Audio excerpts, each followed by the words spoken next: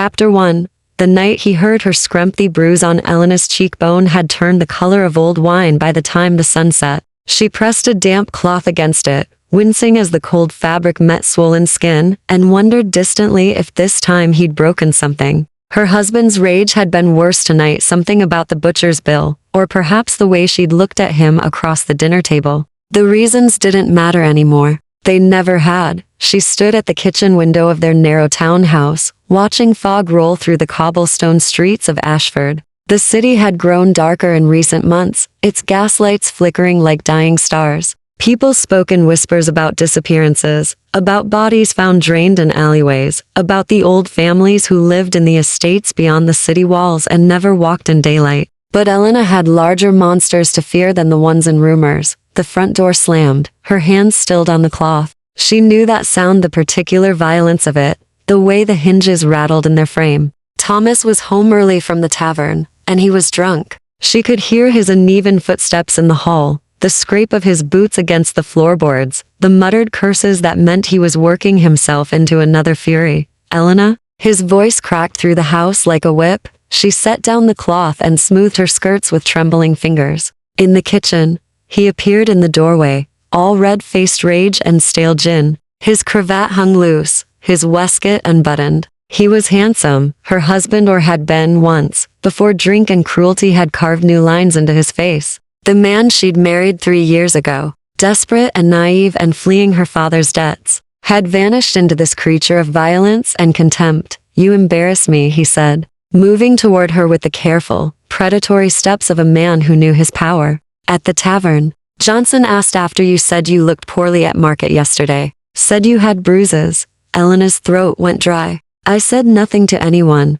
You don't need to say anything. Your face says it for you." He grabbed her arm, his fingers digging into the tender flesh above her elbow. "Makes me look weak. Makes them think I can't control my own wife. Thomas, please." The first blow caught her across the mouth. She tasted copper and salt, felt her lips split against her teeth. The second sent her stumbling against the kitchen table, her hip striking the corner with enough force to send a pot clattering to the floor. She tried to curl away, to make herself small, but his hands were everywhere, yanking her hair, shoving her down, his voice a constant stream of venom. She screamed. It wasn't strategic. It wasn't a call for help, because no help would come. The neighbors had learned long ago to close their windows when Thomas came home drunk. But something primal in her chest forced the sound out, a raw, desperate cry that tore from her throat and filled the small kitchen with its echo. Thomas's hand closed around her neck. "Shut up."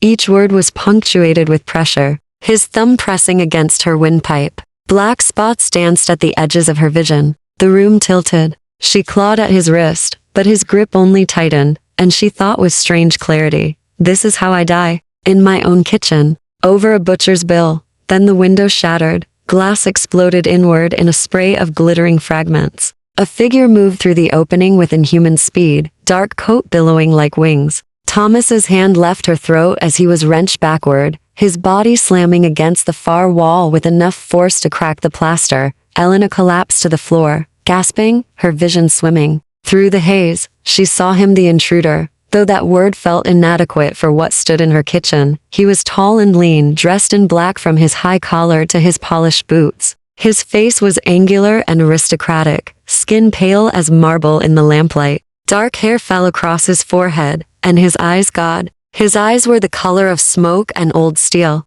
and they burned with a fury that made Thomas's rage look like a child's tantrum. "You will not touch her again," he said, and his voice was soft, cultured, but threaded with something ancient and absolutely deadly. Thomas scrambled to his feet, all his brutish confidence evaporating. "Who the hell? This is my house, my wife." The stranger moved. One moment he stood by the window. The next he was in front of Thomas, one pale hand wrapped around her husband's throat, lifting him off the ground as if he weighed nothing at all. Thomas's feet kicked uselessly in the air. "Your wife," the stranger repeated, tilting his head. "Does that give you the right to break her? To strangle her in her own home?" "Please," Thomas wheezed, his face purpling. "Please, I'm sorry. You didn't know someone was listening?" The stranger's smile was terrible. "But you knew what you were doing. You've done it before. Many times." Elena watched from the floor, too stunned to move. The stranger's hand hadn't tightened. Thomas was held in place by nothing more than the grip at his throat, but there was something impossibly strong about those fingers. Something that made her think of iron bars and locked doors. I could kill you, the stranger said conversationally. It would be easier than breathing. But death is too clean for men like you. He leaned closer, until his face was inches from Thomas's. So instead, you will pack a bag tonight and leave this house. You will never return to Ashford. And if I ever hear that you've laid hands on another woman, I will find you, and I will make you beg for the mercy of death. Do you understand? Thomas managed a jerky nod. The stranger released him. Thomas crumpled to the floor, coughing and gasping, then scrambled to his feet and fled out of the kitchen, through the house. The sound of his panicked footsteps fading into the night, silence fell, broken only by Elena's ragged breathing. The stranger turned to her, and his expression shifted, the fury draining away, replaced by something almost gentle. He crossed the kitchen and knelt beside her, moving with careful, deliberate slowness. Are you badly hurt? He asked. Elena stared at him. Up close, he was even more unsettling to beautiful. Too still, his eyes reflecting lamplight like an animal's. She touched her split lip, felt the swelling around her throat where Thomas's fingers had been. I don't know, she whispered. He reached toward her face, then stopped, his hand hovering in the air. May I? The question surprised her. She nodded, his fingers were cool against her chin as he tilted her head, examining the damage with clinical precision. His touch was astonishingly gentle, nothing like Thomas's brutal hands, nothing like any touch she'd known in years. You'll bruise, he said quietly, but nothing's broken. You were fortunate. His eyes met hers. I was passing when I heard your scream. Thank you, Elena managed. The words felt absurdly inadequate. He rose gracefully to his feet and extended a hand to help her up. She took it, expecting warmth, but his palm was cold, and when she stood, she realized he was watching her with an intensity that made her skin prickle. You cannot stay here, he said. When the shock fades, he may return. Men like that always do. I have nowhere to go. The stranger studied her for a long moment, something unreadable flickering across his features. Then he inclined his head. You do now, he said. Come with me. And despite every instinct, screaming that she was stepping from one danger into another, Elena found herself nodding, because whatever the stranger was, and some deep, primal part of her already knew he wasn't human. He had stopped when he heard her scream, and that was more than anyone else had ever done. Chapter 2. The house beyond the fog. Elena followed him through streets she'd known all her life, yet they felt strange now, transformed by fog and darkness into something from a fever dream. The stranger moved ahead of her with fluid grace, his dark coat barely stirring in the cold wind that made her shiver. He hadn't told her his name. She hadn't asked. Her feet ached in her thin boots, and her throat throbbed where Thomas's fingers had pressed. But fear kept her moving, not fear of the man ahead, though perhaps it should have been. Fear of stopping. Fear of going back. Fear that if she hesitated for even a moment, her courage would shatter like the kitchen window, and she'd find herself back in that house, waiting for Thomas to return. They left the narrow streets of Ashford's working quarter behind, climbing the hill toward the old estates. Elena had never been to this part of the city. The houses here were older, grander, set back from the road behind iron gates and towering walls. No gaslights illuminated these streets, only the silver gleam of moonlight breaking through the fog. The stranger stopped before a gate wrought in intricate patterns of metal and thorn. Beyond it, a manor house loomed against the night sky, 3 stories of Gothic stone, its windows dark and empty as a dead man's eyes. This is your home? Elena asked, her voice barely above a whisper. One of them. He touched the gate, and it swung open silently, despite its obvious age. I haven't been here in some time. It will be sparse, but safe. Safe. The word felt foreign on her tongue. She couldn't remember the last time she'd felt safe. They walked up a gravel path lined with neglected gardens. What had once been carefully maintained hedges now grew wild, reaching toward the house like grasping fingers. The front door was solid oak, its iron knocker shaped like a raven with spread wings. Inside, the house smelled of dust and old stone and something else, something Elena couldn't quite name. Spice, maybe. Or incense long burned out. The stranger lit a lamp with a match struck against his thumbnail, and warm light spilled across a grand entrance hall. A staircase curved upward into darkness. Portraits lined the walls, their subjects' faces obscured by shadow and age. "Wait here," he said, handing her the lamp. Then he moved into the darkness beyond with that same inhuman speed, leaving her standing alone in the vast, silent hall. Elena set the lamp on a dusty side table and wrapped her arms around herself. Now that she'd stopped moving, reaction was setting in. Her hands trembled. Her breath came too fast. She'd left her home such as it was with a complete stranger, who'd thrown a grown man against a wall as easily as one might toss a rag doll. A stranger who moved like smoke, and whose hands were cold as corpses. What have I done? But then she remembered Thomas's fingers on her throat, the way the world had started to go dark, and she thought, nothing worse than staying would have been. The stranger returned, carrying blankets and what looked like a woman's dressing gown of dark blue silk, embroidered with silver thread. The style was outdated, something from decades past, but beautiful. "The bedroom upstairs is habitable," he said, setting the items on a chair. "The servants left quickly when the house was closed. Some of their belongings remain." He gestured to the dressing gown. "That was my sister's. You may have it." Elena stared at him. In the lamplight, his features were even more striking: high cheekbones, a mouth that might have been sensual if it weren't set in such careful control, eyes that seemed to see through her skin to the bones beneath. "Your sister?" she asked. Something passed across his face, grief, perhaps, or memory worn smooth by time. "She's been gone a long while. I'm sorry." He inclined his head in acknowledgement, then seemed to catch himself, as if remembering some social nicety he'd forgotten. "I am Lucian," he said. "Lucian Ashford. This house belonged to my family for many generations." "Ashford," Elena repeated. "Like the city. The city was named for us, long ago." His smile was brief and humorless. "We built it, we protected it, and then He stopped, shook his head. "That's a story for another time. You should rest. You've had a terrible night." Elena nodded, though rest felt impossible. Still, she took the dressing gown and followed Lucian up the curving staircase. The steps creaked beneath her weight, but made no sound under his feet, as if he weighed nothing at all. He led her to a bedroom at the end of a long hallway. Inside, furniture lay draped in white sheets like ghosts. Lucian pulled the coverings away to reveal a four-poster bed with elaborate carvings, a wardrobe of dark wood, a vanity with a tarnished mirror. "There's a washroom through that door," he said, pointing. "The water still runs, though it will be cold. I'll see about lighting a fire." "You don't have to, I know." He met her eyes, and again that intensity struck her, not threatening exactly, but overwhelming. "But you're hurt, and you're frightened,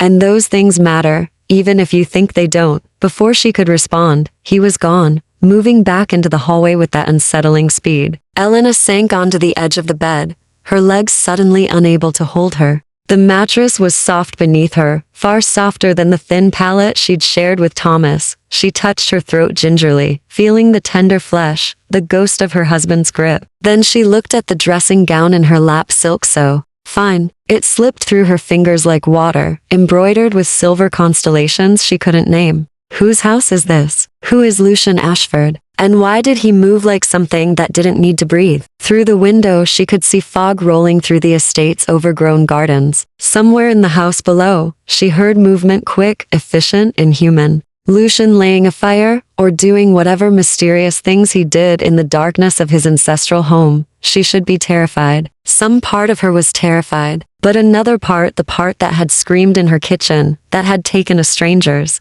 cold hand and followed him through fog-shrouded streets, that part felt something else entirely. Relief, curiosity, and beneath it all, a question that whispered through her mind like wind through dead leaves. What is he? Elena rose and moved to the washroom. The water was indeed cold, but she scrubbed her face clean of tears and blood, examining the damage in the dim mirror. Her lip was swollen, her cheek mottled with bruises, but her eyes looked different. Alive perhaps, in a way they hadn't been for a very long time. When she returned to the bedroom, a fire crackled in the hearth, filling the room with warmth and dancing light. Lucian was nowhere to be seen, but on the bedside table, someone had left a glass of water and a note, written in elegant, old-fashioned script. "You're safe here. Rest. We'll talk in the evening." Elena read the note 3 times, her finger tracing the words. In the evening.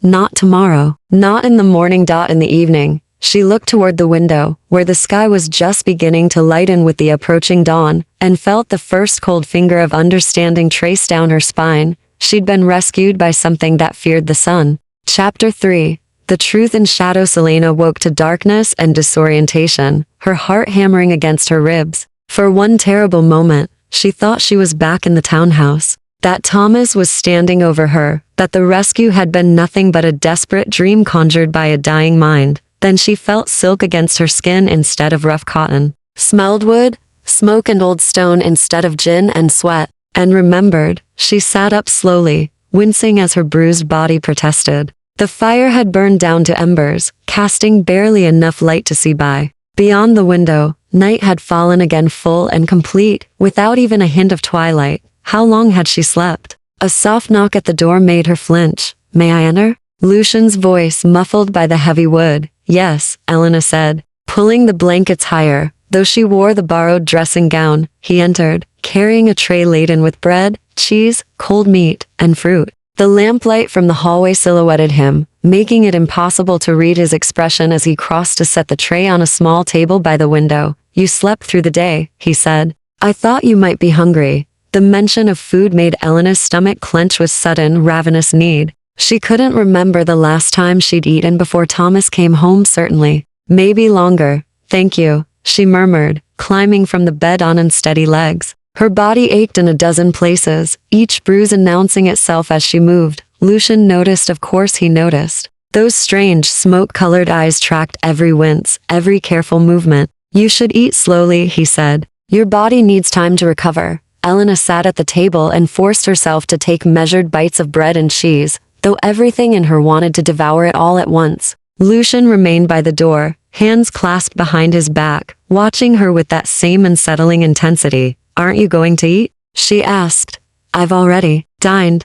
Something in his pause made her look up sharply. In the lamplight, his skin was even paler than she remembered, almost translucent. And his stillness, she realized now that he didn't breathe. His chest didn't rise and fall. He simply stood there, motionless as a statue, as if breathing were an optional activity he'd chosen to forgo. "You're not human," Elena said. The words came out flat, factual, stripped of the fear they should have carried. Lucian went very still, stiller than before, if that were possible. "No," he said quietly. "I'm not.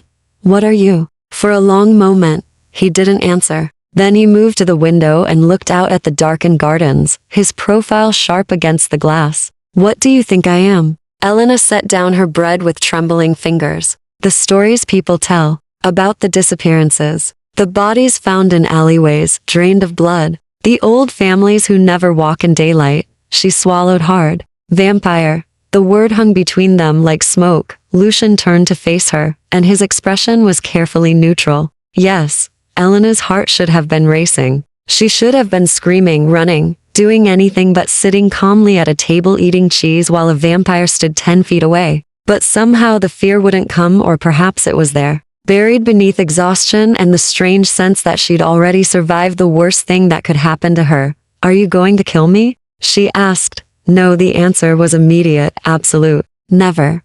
"Why not?" Lucian moved closer, but slowly, as if approaching a frightened animal. He pulled out the chair across from her and sat with careful, deliberate movements. "Because I heard you scream," he said softly, "and I remembered what it was like to be helpless. To be at the mercy of someone stronger, crueler. I remembered what it felt like to want someone, anyone, to stop and help." Elena studied his face, searching for deception and finding only a grief so old it had worn grooves into his features. "How long have you been this?" 243 years. He said it as easily as someone might say they were 30. "I was 26 when I was turned. The city was smaller then, wilder. My family ruled it not as mayors or magistrates, but as protectors. We kept the peace between the mortal world and the immortal one. And now the family is gone, scattered or destroyed. I'm the last of the Ashford line in the city." His jaw tightened. "I should have left years ago. But I can't seem to let go of the places that remember me."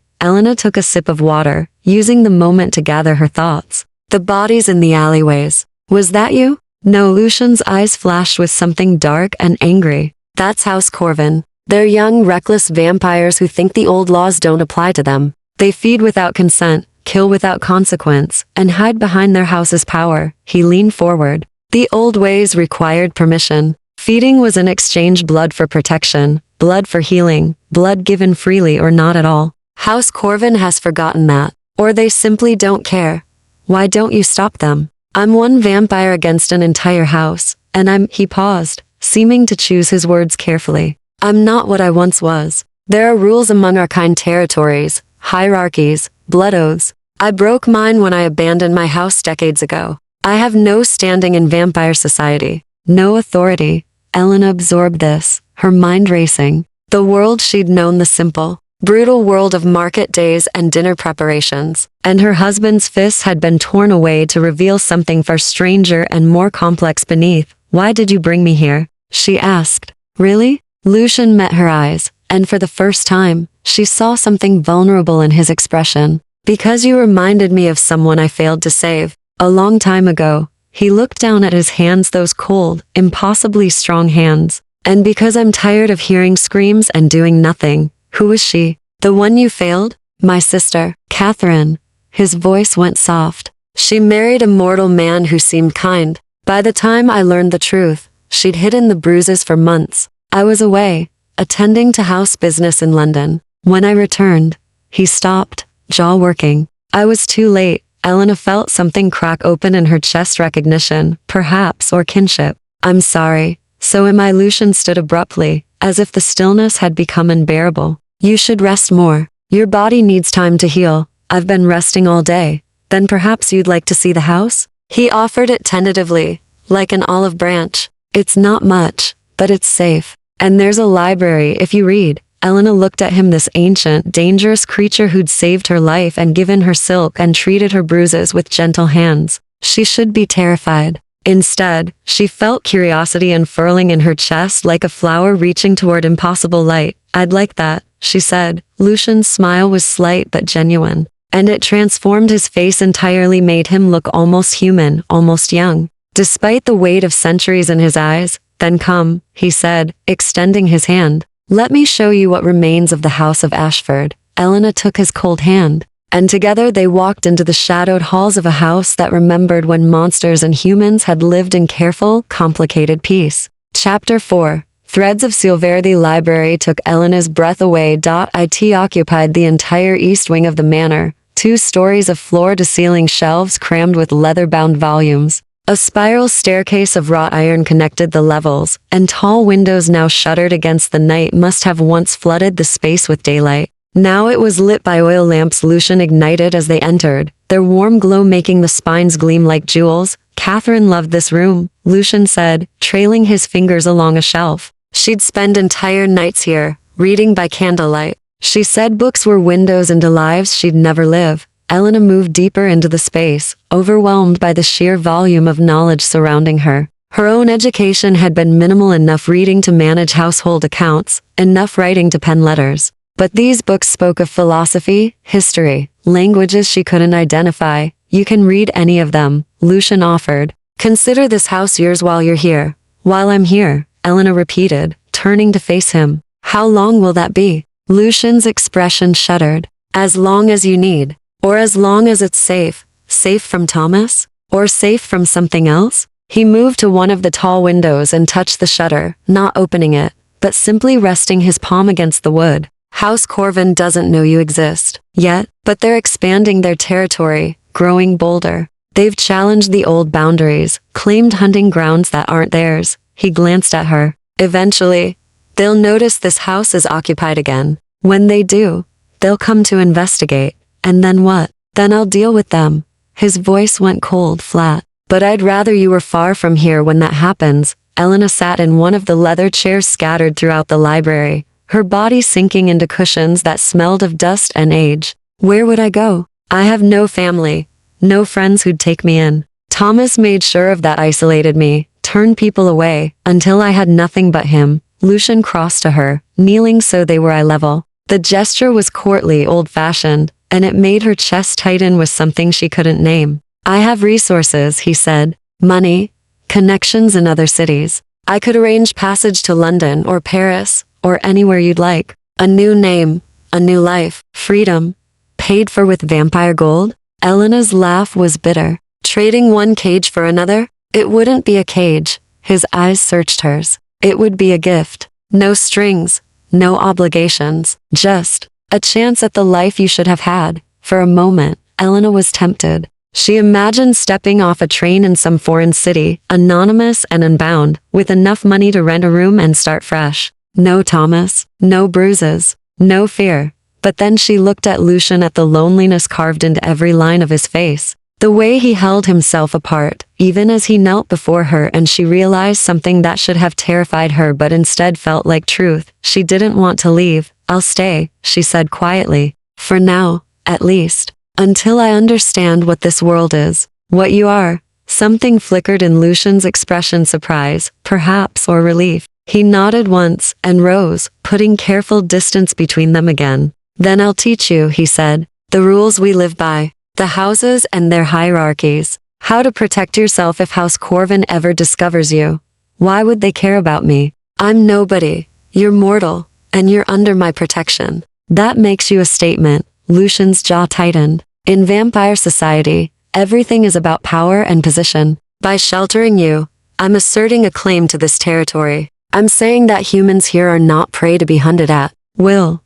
But you said you have no authority. I don't, which is why this is dangerous. He moved to a shelf and pulled down a thick volume bound in dark leather. But it's also necessary. House Corvin needs to remember that some of us still honor the old ways. He set the book on a reading table and opened it to reveal pages covered in elegant script and detailed illustrations. Elena leaned closer and saw drawings of vampire houses, their crests, their territories, their bloodlines traced back centuries. This is the Codex Sanguinis, Lucian explained. The blood laws. Every vampire is bound by these rules from the moment they're turned. They govern how we feed, how we turn others, how we interact with mortal society. Elena studied the pages, her finger hovering over an illustration of a vampire feeding from a willing human. The image was strangely beautiful, intimate rather than violent. You said feeding requires consent, always. Blood taken by force is poison, bitter, painful to consume. It marks the vampire as a predator, and other houses can hunt them for breaking the law. Lucian turned the page, revealing a list of violations and their punishments.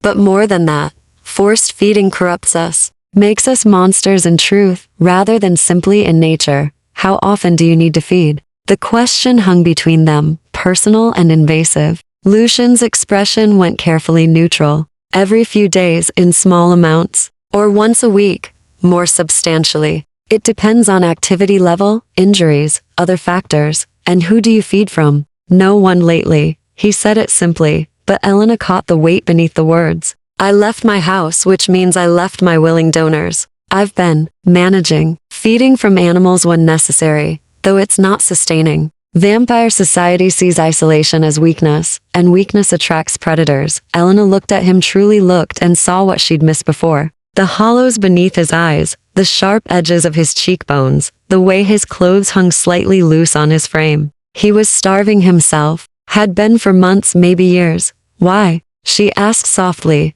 Lucian closed the book with careful precision. Because consent matters. And I won't take from humans who don't understand what they're offering. Won't trick them or use vampire glamour to cloud their minds. The old ways were built on trust, on exchange. Without that, he trailed off, jaw tight. Without that, you're no better than House Corvin. Yes, Elena stood and moved to face him directly. His eyes widened slightly. She was close enough now that she could see the fine lines at their corners. The inhuman stillness of his chest, the way lamplight caught in his dark hair like threads of silver. Teach me the rest, she said. The houses, the territories, the rules. If I'm going to stay in this world, I need to understand it. Elena, you saved my life, Lucian. Let me at least understand the danger you've put yourself in by doing it. He studied her face for a long moment, and she saw the war behind his eyes, the desire to protect her warring with something else. Respect, perhaps. Or recognition that she'd already made her choice, and arguing would dishonor it. Very well, he said finally. But understand this. Knowledge has a price in vampire society. Once you know our secrets, once you're truly part of this world, there's no going back to ignorance. Are you certain? Elena thought of Thomas's hands around her throat, of years spent walking on eggshells in her own home, of a life measured in bruises and silence. Then she looked at Lucian, dangerous, starving, impossibly gentle, and felt something shift in her chest, like a door opening onto a dark and terrifying landscape. "I'm certain," she said, and so, in a library filled with centuries of accumulated knowledge, a vampire began teaching a mortal woman how to survive in the shadows between two worlds. Chapter 5. When shadows speak. They spent 3 nights in the library, and Elena learned more in those hours than she had in all her years of stunted education. Lucian was a patient teacher, explaining the intricate hierarchies of vampire society with the ease of someone who'd lived them. He told her about the great houses, ancient bloodlines that ruled territories across Europe like invisible kingdoms. House Ashford had once controlled this region, maintaining peace between mortals and immortals through careful diplomacy and ironclad law. But when most of the family was destroyed in what Lucian only referred to as the Purge, their power fractured. House Corvin had moved in like wolves scenting blood. They're a Russian house, Lucian explained on the 3rd night, spreading a map across the reading table. Old, but not ancient. They gain power through aggression rather than diplomacy. Their philosophy is simple: humans are cattle, and vampires are apex predators. No contracts, no consent, no consequences. Elena traced the territory markings on the map, watching how Corvin's borders had expanded over the decades, swallowing smaller houses and unclaimed lands. Why hasn't anyone stopped them? The ruling council, the Noctis Assembly, is fractured. Some houses agree with Corvin's methods, others are too weak to challenge them. And the rest? Lucian's expression darkened. The rest are too concerned with their own power to care about humans dying in alleyways. But you care. He looked at her, and something in his gaze made her breath catch. Yes, though caring has cost me everything: my house, my standing, my place in vampire society. Some would say I'm a fool. I think you're brave, Elena said quietly. Lucian's hand stilled on the map. For a moment, neither of them moved. Then he cleared his throat and returned to the lesson. But Elena saw the faint color that rose in his pale cheeks, proof that whatever he was, he wasn't entirely dead. On the 4th night, Elena woke to voices. She sat up in bed, heart pounding, straining to hear through the thick walls of the manor. Male voices, multiple, coming from somewhere below. And Lucian's voice, low and dangerous, speaking words she couldn't make out. Elena slipped from bed and pulled on the dressing gown, then moved barefoot to her door. The hallway beyond was dark except for a sliver of lamplight coming from the entrance hall below. She crept to the top of the stairs and peered down. 3 vampires stood in the foyer with Lucian. She knew immediately what they were. They had that same supernatural stillness, that same predatory grace. But where Lucian carried himself with restrained elegance, these creatures radiated violence. 2 men and a woman, all dressed in modern clothing, that seemed wrong on them somehow, as if they were children playing dress-up in stolen clothes. "The house is surprised to find you here, Ashford," the woman said. She had sharp features and hair like spilled ink, and her smile showed to many teeth. "We thought you'd slunk away to some European backwater to nurse your wounded pride. My movements are my own concern, Katya." Lucian's voice was blade cold. "As is my property, which you're currently trespassing upon." One of the men laughed, a sound like breaking glass. "Property? You abandoned your claim decades ago. This territory belongs to House Corvin now. You have no rights here. The Codex Sanguinis says otherwise. Blood ties to land persist for 3 centuries after abandonment. My family has held this estate for 400 years. I have 157 years of claim remaining." Katya circled him like a shark. "The Codex is outdated. Lord Corvin has petitioned the Assembly to revise those laws. Soon, your precious blood ties will mean nothing. Until then, they mean everything." Lucian's hands remained loose at his sides, but Elena saw the coiled tension in his frame. "Leave, now, before this becomes a formal challenge." "A challenge?" The second man stepped forward, and Elena's stomach turned. His eyes were wrong too bright, too eager, like a child about to torture an insect. "You're weakened, Ashford. We can smell it. When did you last feed properly? Months ago? Years?" He inhaled deeply, theatrically. "And what's that other scent?" "Fresh bruises, human fear, soft skin." His gaze drifted toward the staircase. "You're harboring a mortal." Elena's blood turned to ice. Lucian moved between them and the stairs with inhuman speed, his body a wall of barely restrained violence. "She is under my protection." touch her, and I invoke the right of sanctuary. Every house in the assembly will hunt you. Sanctuary? Katya's laugh was cruel. For a random human? You've grown sentimental in your isolation.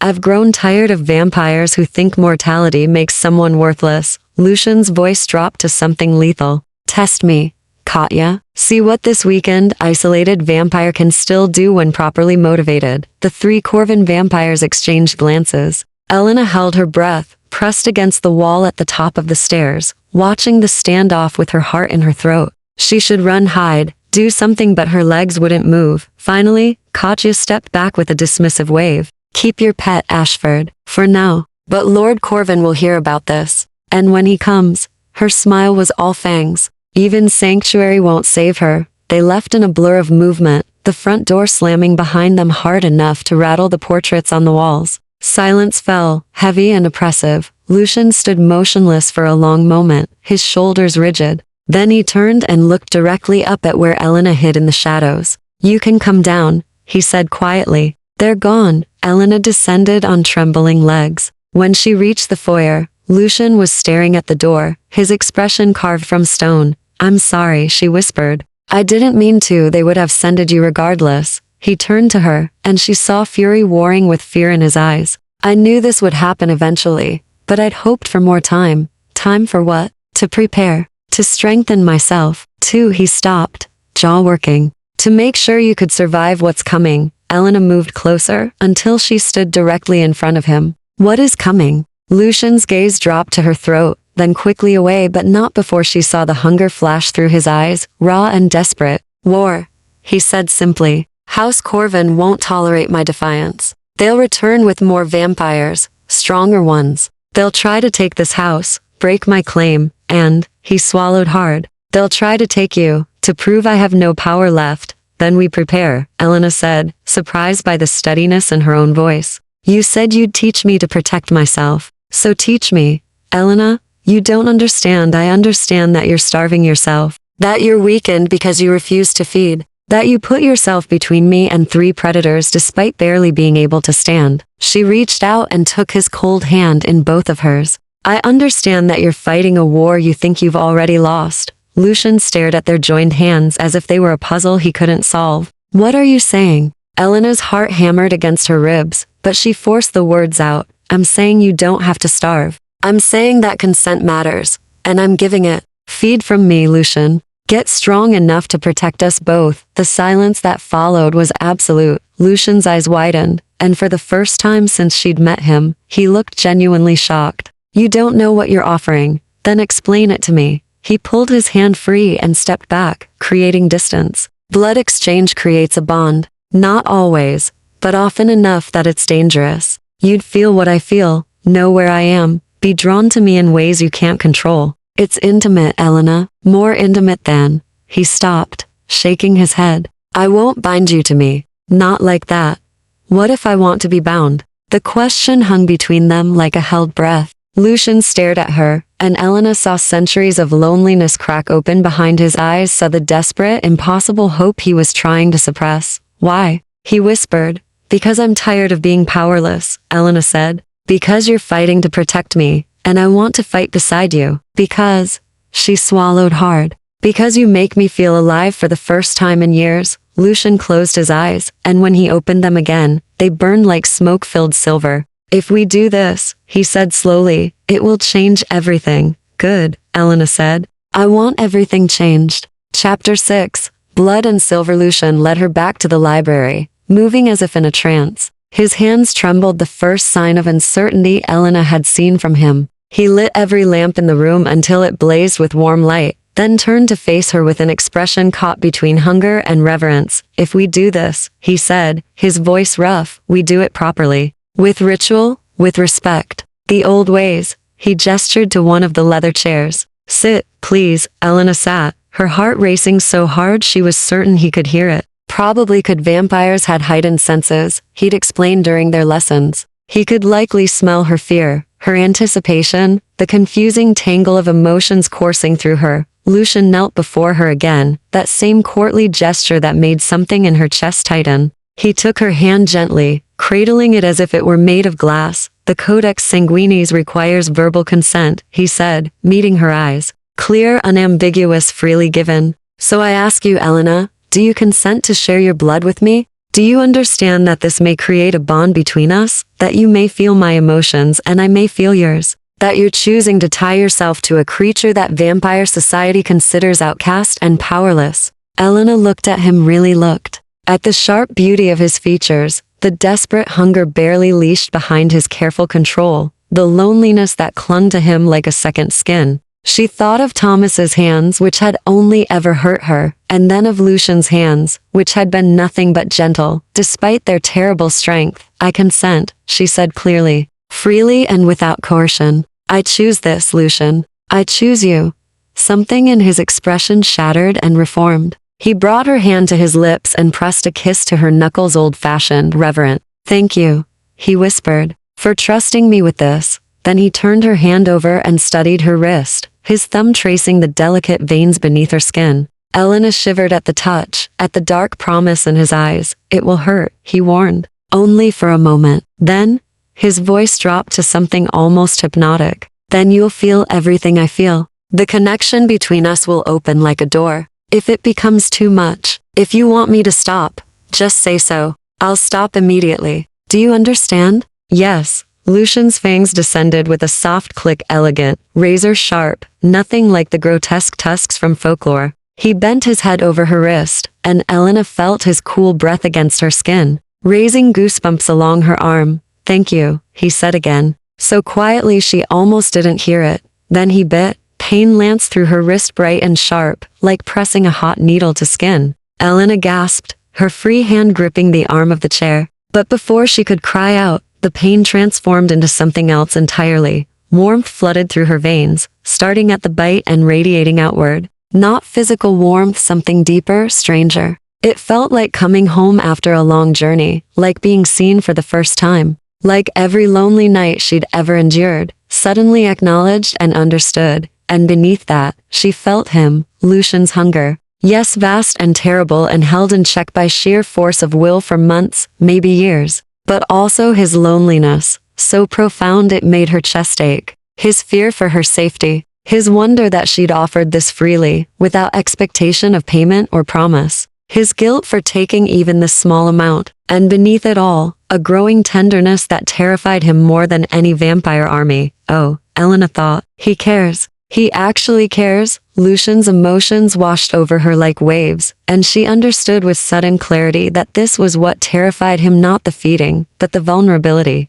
The bond laid them both bare, stripped away every defense, every carefully maintained wall. She felt. The moment he took his first pull of blood, felt his body respond with desperate relief. Cells that had been slowly dying, suddenly flooding with life. His grip on her wrist tightened, and his other hand came up to cradle her arm with shocking gentleness, as if she might shatter. Easy, she thought, not knowing if he could hear her through the bond. I'm stronger than I look, his answer came back, not in words, but in feeling, gratitude, wonder, and a fierce protectiveness that made her breath catch. Time became strange. Elena couldn't tell if he fed for seconds or minutes. She was lost in the sensation, in the intimacy of it. In the knowledge that she was giving him strength and he was accepting it like a gift rather than taking it like a thief. When he finally pulled away, his eyes were no longer dull gray, but brilliant silver, almost luminous. Color had returned to his skin, and the hollow shadows beneath his eyes had filled out. He looked vital, powerful, but he was staring at her wrist with something like horror. Forgive me, he said, his voice wrecked. I took too much. I felt you, and I couldn't. Lucian. Elena cupped his face with her free hand, forcing him to look at her. How much did you take? More than I should have. Elena, you'll be weak. How much? He swallowed hard. Maybe a pint. Not enough to truly harm you, but enough that you'll need rest, food, time to recover. Elena looked at her wrist. 2 small puncture wounds welled with blood, but they were already beginning to close, some property of vampire saliva. Lucian had mentioned during their lessons. That helped seal the wound and prevent infection. I feel fine, she said, and it was true. A little lightheaded, perhaps, but also strangely energized, as if she'd drunk strong wine. Better than fine, actually. The bond, Lucian said quietly. You're feeling what I feel. The strength returning, the hunger finally satisfied. It will fade slightly once we're apart, but,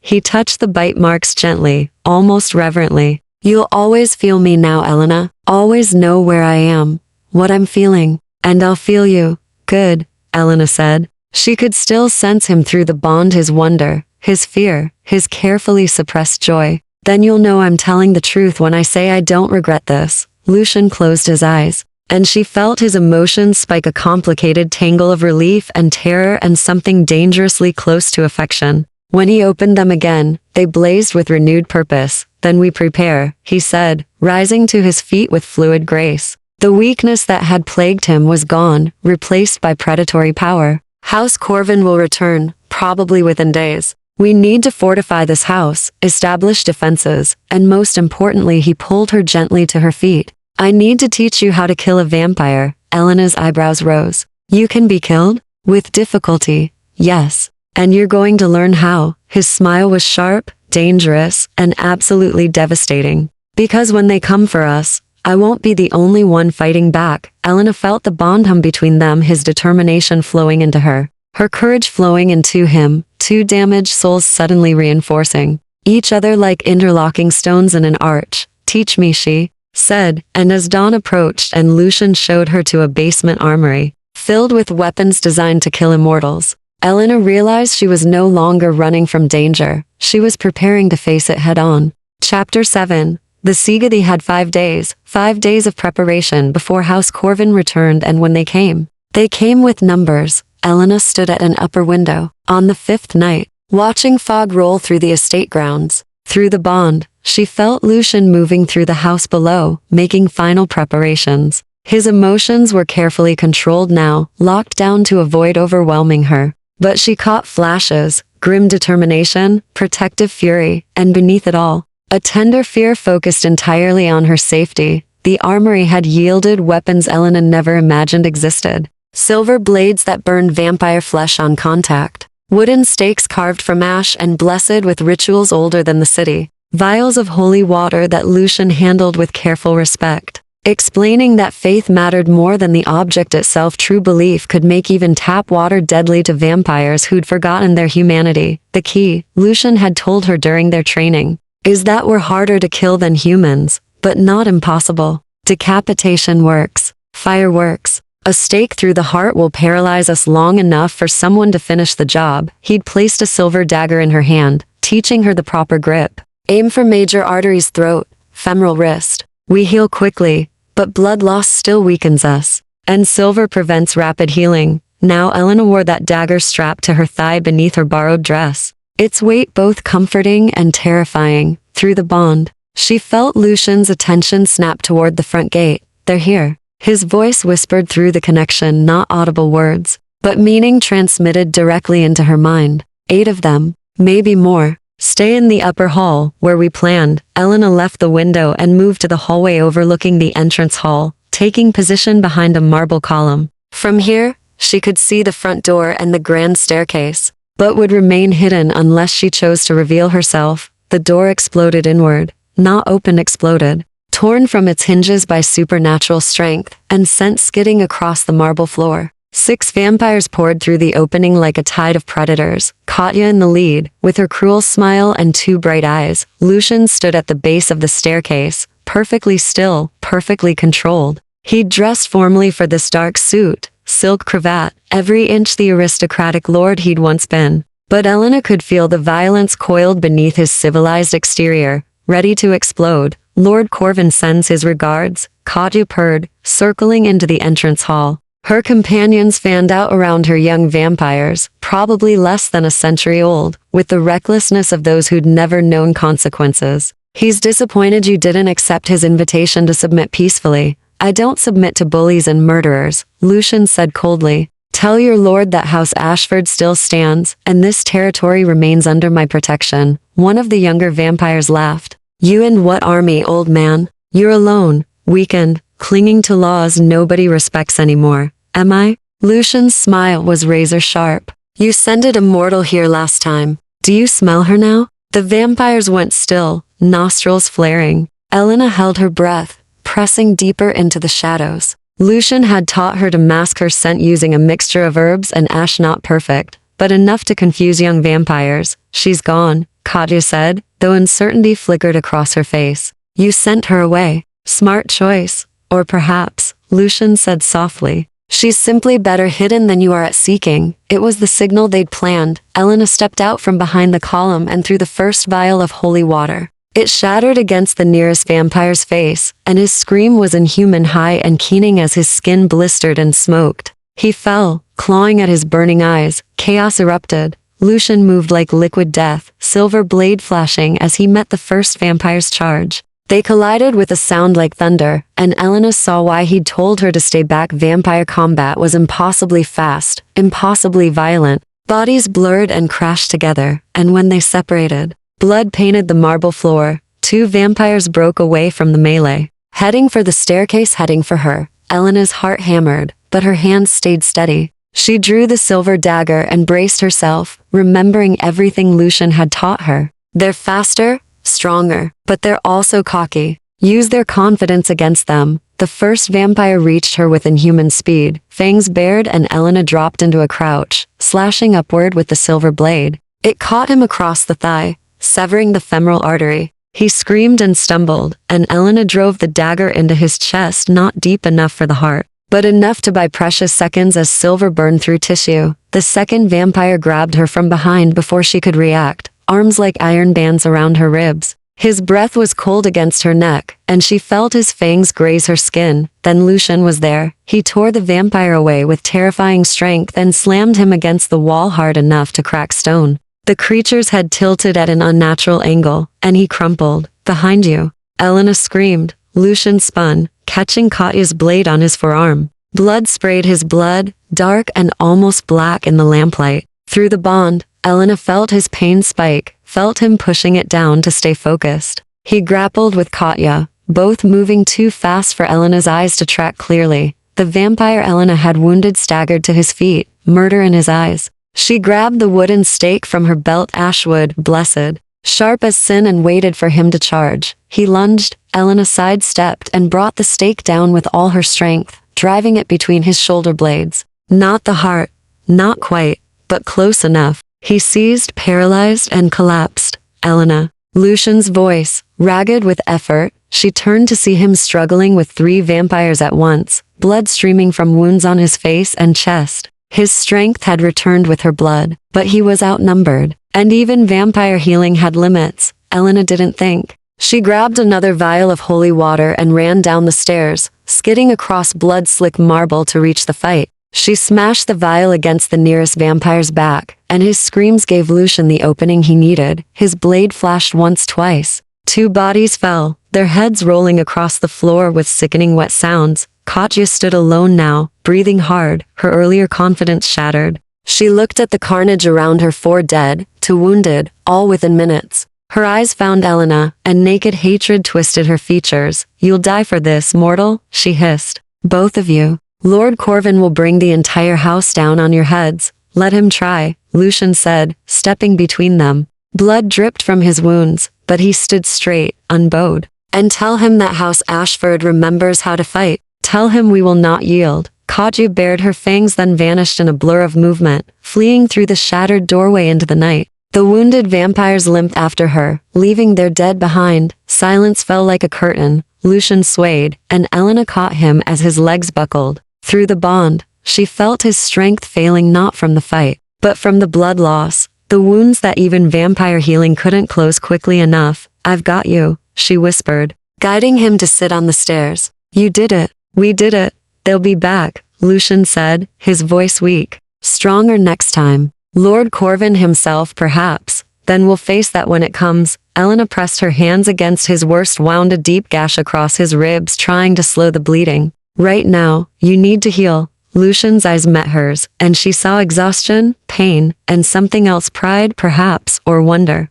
You were magnificent, he said softly. Terrifying and magnificent. Elena laughed shakily, adrenaline still singing through her veins. I was terrified. So was I. His hand found hers, sticky with his blood. But we survived. Together. Through the bond, she felt his emotions surge, relief, gratitude, and beneath it all, something fierce and tender that made her breath catch. Not love, not yet, but the seed of it taking root in soil that had been barren for centuries. Come on, Elena said, pulling him to his feet. Let's get you cleaned up. And then, she looked at the bodies, at the blood, at the shattered door, letting cold night air into the house. Then we figure out what comes next. Lucian leaned on her as they climbed the stairs, and Elena marveled at the strangeness of it, supporting a creature that could tear her apart without effort. Who trusted her enough to show this weakness? The war had begun, but for the first time in years, Elena didn't feel like a victim. She felt like a survivor.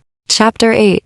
Aftermath. Elena had never seen so much blood. It took 3 hours to clean the entrance hall, scrubbing vampire blood from marble, hauling bodies to the estate's overgrown gardens, where Lucian buried them with grim efficiency. Her hands shook the entire time, adrenaline fading into exhaustion and delayed shock. Lucian moved through it all with mechanical precision, though Elena felt his pain through the bone-sharp spikes every time he lifted something heavy, dull throbs from wounds that hadn't fully closed. He'd refused to let her help with the bodies, insisting she'd done enough, seen enough, but she'd stayed anyway, unable to leave him alone with the carnage. Dawn was approaching when they finally finished. Lucian sealed the shattered doorway with boards and nails, temporary repairs that wouldn't hold against another assault, but would at least keep out the morning light. Then he turned to Elena, taking in her blood-stained dress, her hollow eyes, the way she held herself too carefully, as if afraid she might break. You should rest, he said softly. So should you. Elena's voice came out hoarse. Your wounds will heal. Slowly, but they will. He crossed to her, moving stiffly now that the battle rage had faded. Elena, what you did tonight, you saved my life, multiple times. I don't know how to don't. She held up a hand, stopping him. Don't thank me for fighting beside you. We're in this together, remember? That's what the bond means. Something flickered in his expression, gratitude mixed with guilt. Through their connection, she felt his emotions churning, relief that they'd survived, horror at what she'd been forced to do, fear of what was coming, and beneath it all, a growing attachment that terrified him. I've made you a killer, he said quietly. You drove a stake through a man's back tonight. That changes a person, Elena. Scars them in ways that don't show on the skin. Elena looked down at her hands, still trembling slightly, still stained with blood despite her scrubbing. He was right. She'd killed tonight. Not Thomas, not the man who'd beaten her, but vampires who would have torn her apart without hesitation. Self-defense, survival, justified, but still, she'd taken lives. She waited for the guilt, the horror, the breakdown she was supposed to have. It didn't come. Instead, she felt nothing. No, not nothing. She felt free. For the first time in years, she'd fought back. She'd been powerful instead of powerless. She'd protected instead of being protected. And if that made her a killer, then perhaps she'd been training for it all along. In Thomas's house, where survival had meant swallowing screams and learning to disappear. I'm not sorry, she said, meeting Lucian's eyes. I'm not. Does that make me a monster? No, his answer was immediate, absolute. It makes you a survivor. But Elena, he reached out, then stopped himself, hand hovering in the air between them. I need you to understand what you've committed to. House Corvin won't stop. They'll send more vampires, stronger ones, until either we're dead or they are. This estate is now a war zone, and you're standing in the center of it. I know, you could still leave. I could arrange passage tonight before dawn. Money, documents, safe passage to I'm not leaving. Elena closed the distance between them and took his hand, the one he'd been holding so carefully, away from her. His fingers were cold, sticky with drying blood, and she didn't care. Stop trying to protect me from my own choices, Lucian. I chose to stay. I chose to fight. I choose this. Why? The word broke from him like a confession. Why would you choose this nightmare when you could have freedom? Elena looked at him, really looked. At the centuries of loneliness written in the lines around his eyes. At the wounds he'd taken defending her. At the careful distance he maintained even now. As if he didn't deserve her touch. Because I was dying in that house with Thomas, she said quietly. Slowly, bit by bit, until there would have been nothing left but a ghost. And then you heard me scream, and you stopped. You saved me, Lucian. Not just from Thomas, but from the life that was killing me. She squeezed his hand. This might be a nightmare, but at least I'm alive in it. I feel things, terror, yes, but also courage, purpose, connection. I'd rather die fighting beside you than live another day as the woman I was. Lucian stared at her, and through the bond, Elena felt his carefully constructed walls crack and crumble. Felt the desperate loneliness beneath, the hope he'd tried to bury, the affection he'd been fighting since the moment she'd offered her blood. You're extraordinary, he whispered. And I'm terrified of what that means. Why? Because he stopped, jaw working. Then the words came in a rush, as if confessing a sin. Because I'm starting to care about you in ways I shouldn't. Because you're mortal and I'm not. And that means watching you age and die while I remain unchanged. Because caring about someone gives your enemies a weapon to use against you. Because Elena kissed him. She didn't plan it, didn't think about it. She simply closed the remaining distance between them and pressed her lips to his, tasting blood and smoke and something indefinably him. For a heartbeat, Lucian went rigid with shock. Then he responded. His arms came around her carefully, as if she might shatter, and he kissed her back with a desperate tenderness that made her chest ache. His lips were cold, but not unpleasant, and when his hand came up to cradle the back of her head, his touch was reverent. Through the bond, his emotions flooded her. Wonder, joy, terror, desire, and a fierce protectiveness that threatened to overwhelm them both. She felt his restraint, the hunger still there beneath the surface, the predator carefully leashed so it wouldn't harm her. Felt him fighting every instinct to pull her closer, take more, claim her completely. When they finally broke apart, both breathing hard though only she technically needed to breathe, Lucian rested his forehead against hers. This is dangerous, he said, but he didn't let go. Elena, I'm dangerous. The bond is already strong, but this intimacy, affection, whatever this is becoming, it will make it stronger. You'll be tied to me in ways you can't undo. If I die, you'll feel it. If I'm tortured, you'll feel it. If House Corvin captures me and uses me against you, then we don't get captured. Elena pulled back enough to meet his eyes. Lucian, I know the risks, but I also know that I haven't felt this alive in years, maybe ever. So stop trying to protect me from feeling something good for once in my miserable life. A laugh broke from him, rough and surprised and painfully genuine. You're infuriating. Good. Elena smiled, and felt his heart, or whatever vampires had, instead respond through the bond. Someone needs to infuriate you. You're far too controlled otherwise. Control is what's keeping you alive, and recklessness is what's keeping you alive. She touched his face, tracing the line of his jaw. We balance each other. That's what the bond is showing us. Lucian caught her hand and pressed it to his lips, that same old-fashioned gesture that made her stomach flip. If we do this, he said quietly, if we let this be what it's becoming, then there's no going back. You understand that? You'll be bound to a vampire outcast, hunted by houses that want me dead, living in shadows and danger for however long we survive. I understand, Elena said. And I choose it anyway. I choose you. The words hung between them like a vow. Outside, the sky was lightening, dawn approaching fast. Lucian glanced toward the boarded windows with something like resignation. I need to retreat to the cellar before the sun rises, he said. Will you be all right alone during the day? Elena thought about being alone in this vast house filled with blood and memories, about having hours to process everything that had happened.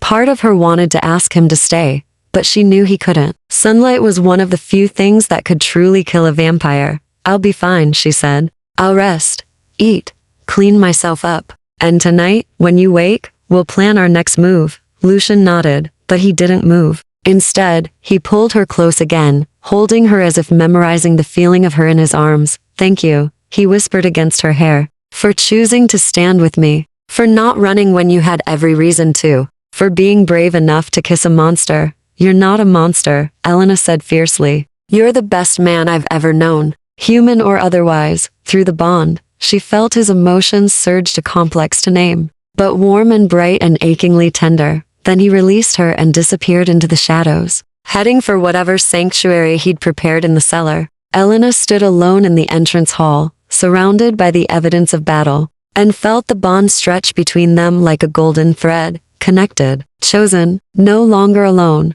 The war wasn't over, but for the first time, Elena believed they might actually survive it. Chapter 9. Lessons in Darkness. Elena spent the day in restless motion, unable to settle despite her exhaustion. She bathed first, scrubbing away blood and grime until the water in the copper tub ran dark. Then she raided Catherine's old wardrobe for clean clothes, choosing a simple dress of deep burgundy that fit reasonably well with some adjustments. The practical tasks helped quiet her racing mind, but they couldn't silence the questions circling like carrion birds. What would House Corvin send next? When would they come? And most pressingly, could she and Lucian truly survive against an entire vampire house? Through the bond, she felt him sleeping a strange, deep stillness unlike human sleep. No dreams flickered through the connection, just a profound quietness that somehow comforted her. He was safe, at least for now, hidden from the lethal daylight. Late afternoon, Elena returned to the library and pulled down the Codex Sanguinis. If they were going to fight a war, she needed to understand every rule, every loophole, every weapon available to them. She read about blood oaths binding contracts that couldn't be broken without severe consequences, about the Noctis Assembly and its complex hierarchy of houses, about the right of sanctuary Lucian had invoked, which protected mortals under a vampire's care, but also made them symbols of that vampire's power or weakness. One passage made her stop cold. When a vampire bonds with a mortal through repeated blood exchange, the mortal becomes anima vinculum, a soul-bound companion. Such bonds grant the mortal extended life and limited access to vampire abilities, but also mark them as irrevocably belonging to their bonded vampire. To kill or claim an anima vinculum is considered an act of war against the vampire who holds the bond. Elena's fingers traced the words. Extended life, limited abilities, belonging. Was that what she was becoming? What Lucian was afraid of creating? She felt him wake through the bond as the sun set, a sudden surge of awareness, like a candle being lit in darkness. His emotions flooded the connection, concern for her, residual pain from his wounds, and a warm tenderness when he sensed she was well. Footsteps sounded on the stairs, and then Lucian appeared in the library doorway. He'd cleaned himself up as well, dressed in fresh clothes, his hair still damp. The worst of his wounds had closed, though she could see faint scars that would take another night to fully heal. You've been reading, he observed, noting the codex open before her. Learning, Elena corrected. Tell me about anima vinculum. Lucian went very still. Where did you? He saw the page and closed his eyes briefly. Of course. Is that what I'm becoming? Possibly. He crossed to stand across the table from her, keeping that careful distance. It depends on how often we exchange blood, how deep the bond grows. One feeding won't do it, but repeated exchanges. He trailed off. It wasn't my intention, Elena. I swear it. I only fed once. I'm not accusing you of anything. Elena stood to face him properly. I'm asking because I want to understand. The Codex says it grants extended life and abilities. What abilities? Lucian hesitated, then seemed to decide honesty was better than evasion.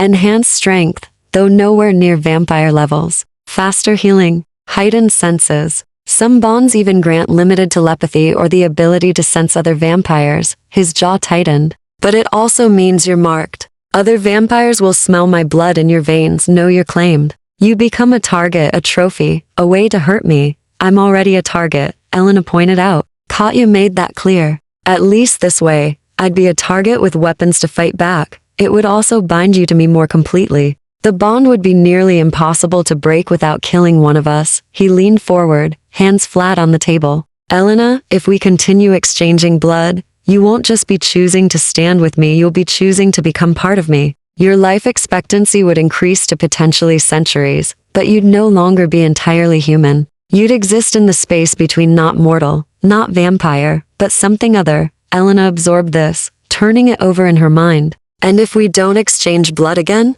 If we keep the bond as it is, it would fade over time. Weeks, maybe months. You'd return to being fully human, and he looked away. I'd lose the connection to you, the ability to feel your emotions, sense your well-being. We'd be separate again. The thought made something in Elena's chest constrict painfully. The bond had become familiar already, a comfort she hadn't realized she'd grown dependent on. Knowing Lucian was there, feeling his presence like a warm anchor in her mind, losing that felt like losing a limb. I don't want to lose it, she said quietly. The connection, even if it means becoming something other. Lucian's head snapped up, eyes wide. You can't mean that.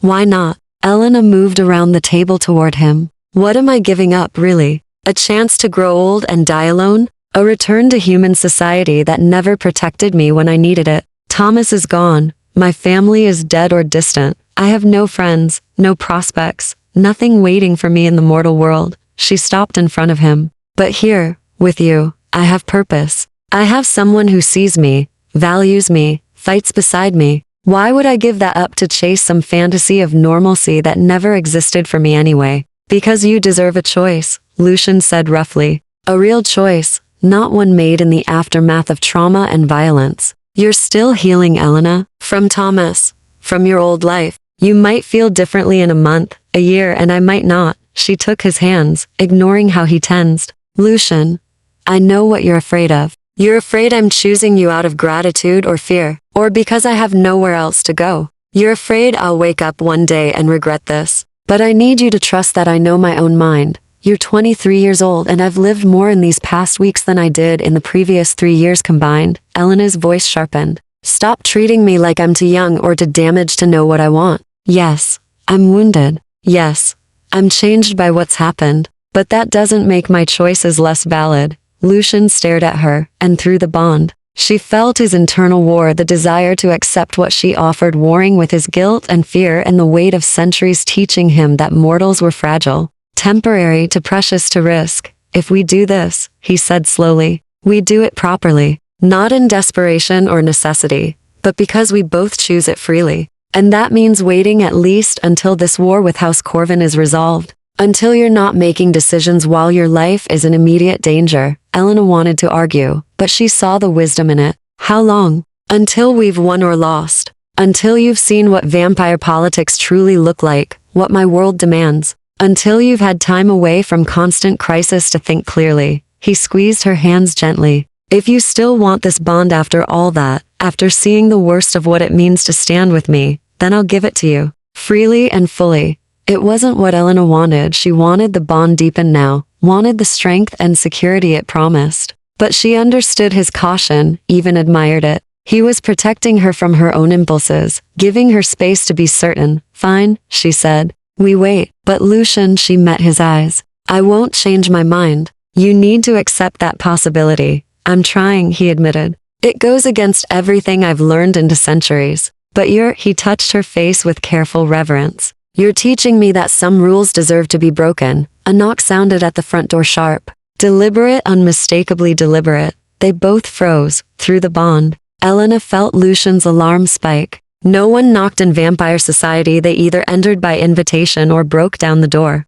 A knock meant someone was following protocols, observing formalities. Someone important. Stay behind me, Lucian said, already moving toward the entrance hall. And keep your weapons close. Elena grabbed the silver dagger and followed, her heart in her throat. When Lucian opened the repaired door, a man stood on the threshold, tall, elegant, with silver-threaded black hair and eyes like frozen amber. He wore clothes that screamed wealth and power. And behind him stood a woman with a face like carved ice, and 4 other vampires radiating barely leash violence. Lucian Ashford, the man said, his voice cultured and cold. How delightful to find you still drawing breath. Or whatever it is we do. Through the bond, Elena felt Lucian's recognition and dread. Lord Corvin himself had come. Chapter 10. The choice. Lord Corvin stepped across the threshold without invitation, and Elena felt Lucian's fury spike through the bond. Breaking the threshold laws, entering a vampire's home uninvited was one of the gravest insults in their society. You dare, Lucian began. But Corvin raised one elegant hand. Your threshold was already broken when my children shattered your door. His smile was sharp as a blade. I'm merely walking through ruins, Ashford. No law broken that wasn't already destroyed.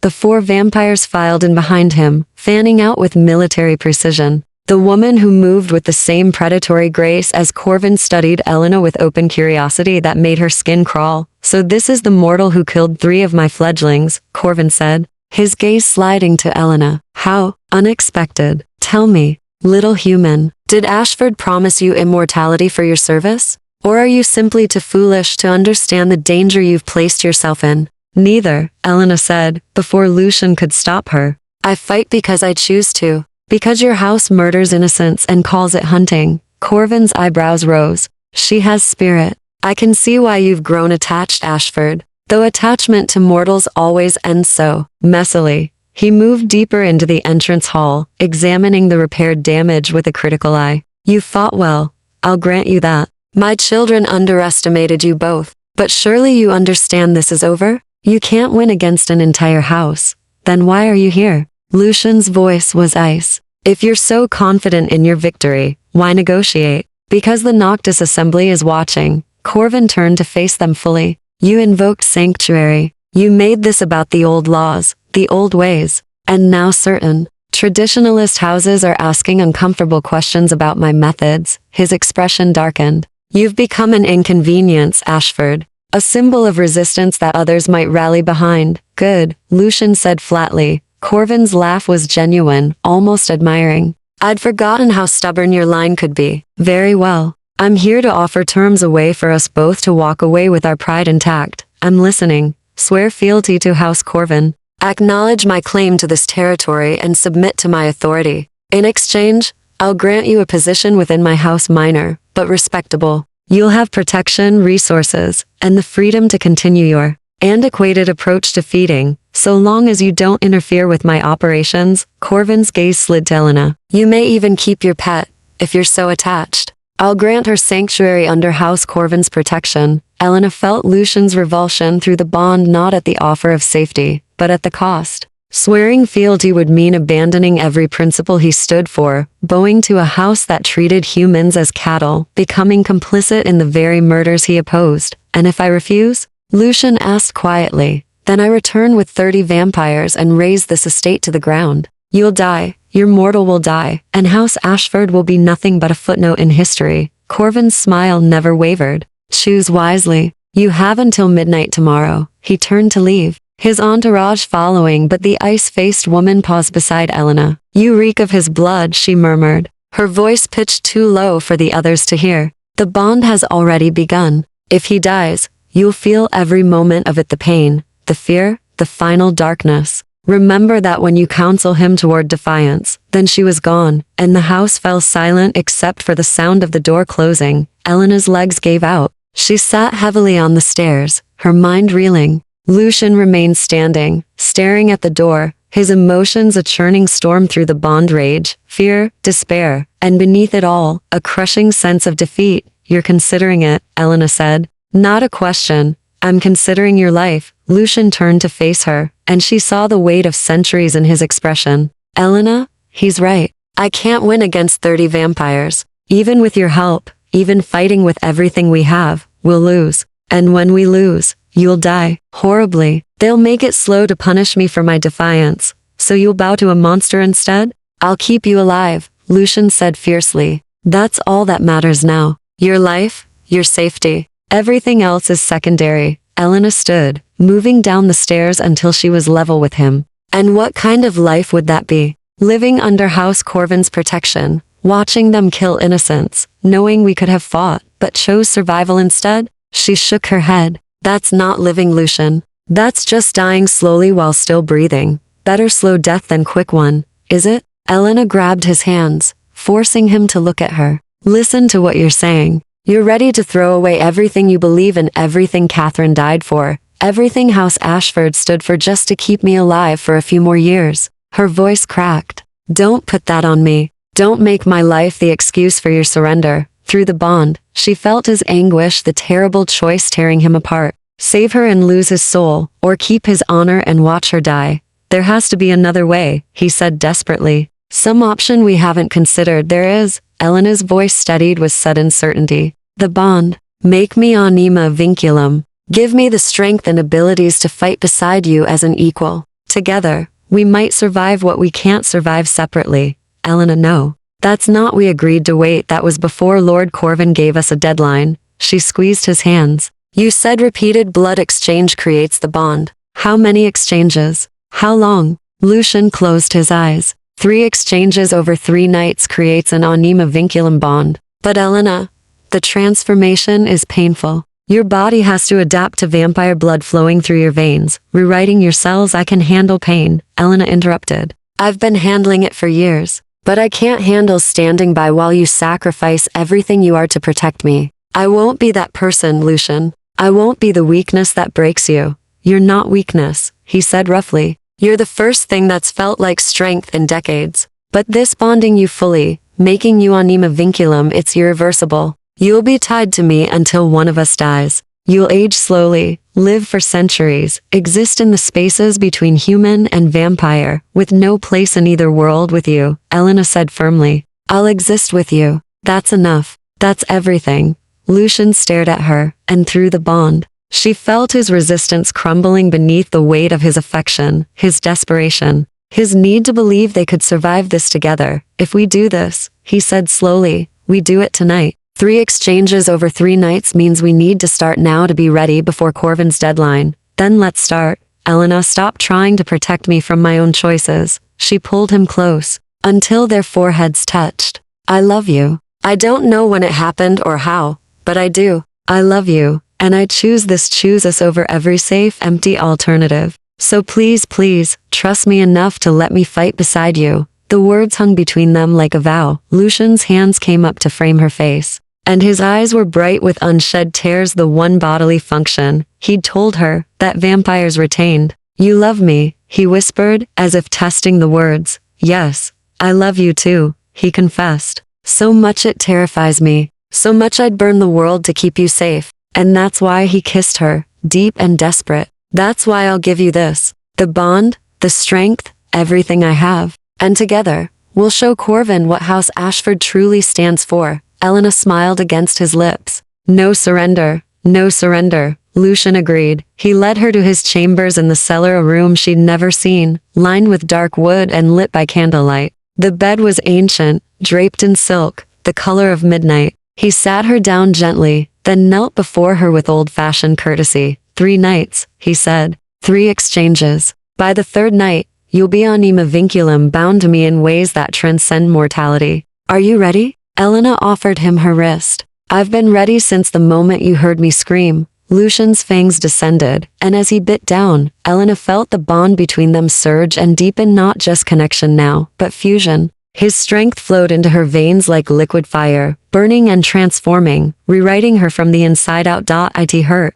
God, it hurt, but through the pain, she felt Lucian's love wrapping around her like armor, and she knew they would survive this. They would survive everything, together.